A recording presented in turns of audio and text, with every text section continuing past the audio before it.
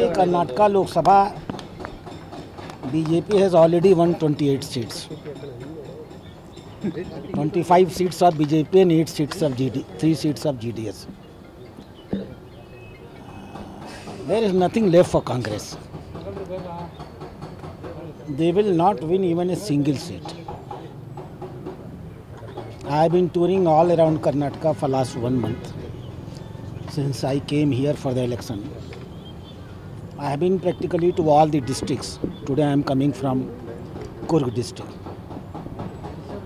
So there is an immense support for Modi ji. People are waiting for voting.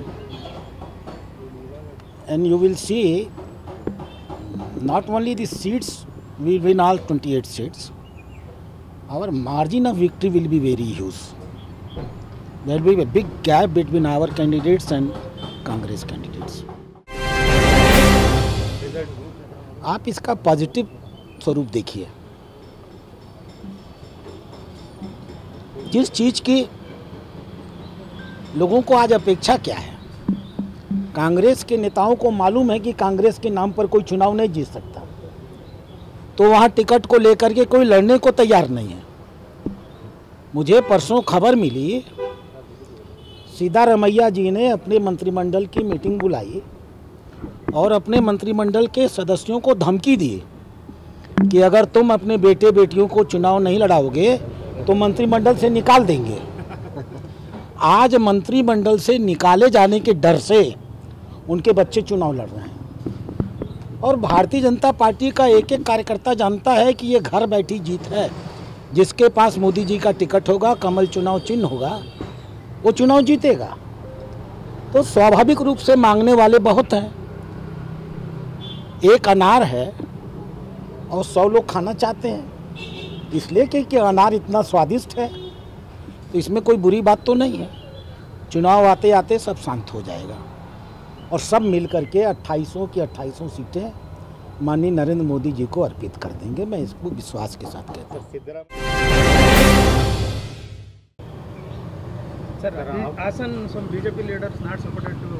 नहीं, आपकी सूचना गलत है।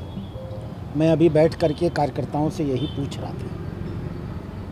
सारे कार्यकर्ता उत्साहित हैं, पूरी ताकत से हासन के प्रत्याशी का इंतजार कर रहे हैं।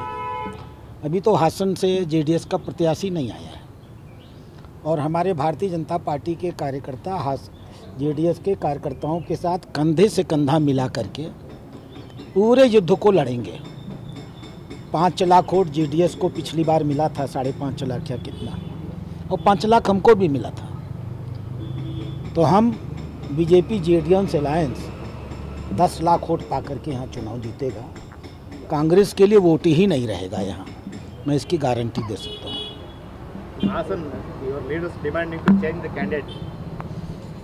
देखिए, लोकतंत्र में अपनी बातों को कहना तो सबका अधिकार है ना। वो राजनीतिक कार्यकर्ता हैं, उनको जो महसूस होता है वो करते हैं, कहते हैं। इसका कोई महत्व तो नहीं होता है कि क्या कहते हैं वो। महत्व तो इसका होता है कि जब प्रत्याशी आता है तो क्या करते हैं। कार्यकर्ताओं ने अपनी बातें रख दी हैं और जेडीएस के नेताओं तक ये बातें पहुंच गई हैं। माननीय कुमारस्वामी जी, माननीय देवेगौड़ा जी, ये सब इन बातों को जानते हैं। ये उनकी पार्टी का कैंडिडेट होगा, भाजपा तो डिसाइड नहीं करेगी ना। जेडीएस का प्रत्याशी कौन होगा ये भाजपा नहीं तय करेगी, ये जेडीएस तय करेगी। और जिसको भी वो प्रत्याशी बना के देंगे, भारतीय जनता पार्टी के सारे कार्यकर्ता अपने सभी वर्तमान विधायक और माजी विधायकों के नेतृत्व में बहुत मजबूती से उनके लिए काम करेंगे। मैं इसकी गारंटी दे सकता हूँ। जेडीएस के कार्यकर्ताओं से अधिक मेहनत आप भाजपा के कार्यकर्ताओं को करता हुआ पाएंगे। सर, ये भी बात आता है लोकसभा चुनाव का बाद ये अभी हमारा कर्नाटक सरकार ये भी अस्थिर हो रहा है। नहीं, कहीं से भी बात नहीं है। इसके बारे में भारतीय जनता पार्टी किसी भी बदनाम सरकार को अस्थिर करने में विश्वास नहीं करती। कांग्रेस की सरकार के अंदर अपने खुद के कंट्राडिक्शंस बहुत हैं।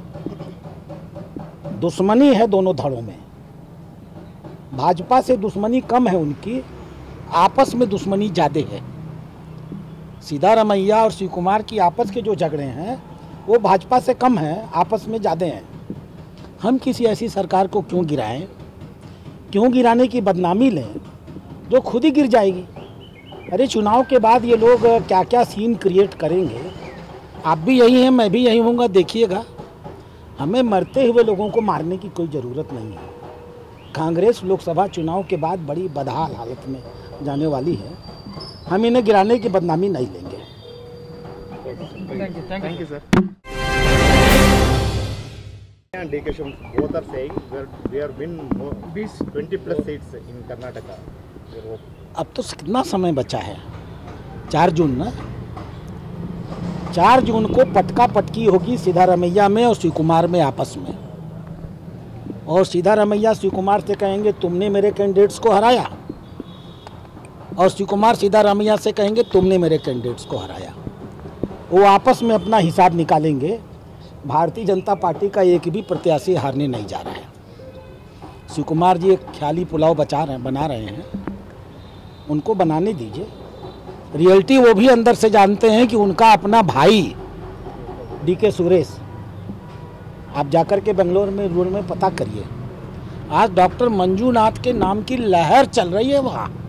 लहर DK सुरेश की जमानत जब्त हो जाएगी, वो बाकी सीटें जिताएं कहाँ से, ये तो एक अलग की बात है। उनको पता है ये बात। और कितना भी पैसा, मुझे मालूम है पिछले चुनाव में DK सुरेश ने कितना खर्च किया, अभी उसका 10 गुना भी खर्च करेंगे तो भी उनकी जमानत जब्त होगी। जनता पूरी तरह मंजूनाथ के साथ खड़ी हो गई है।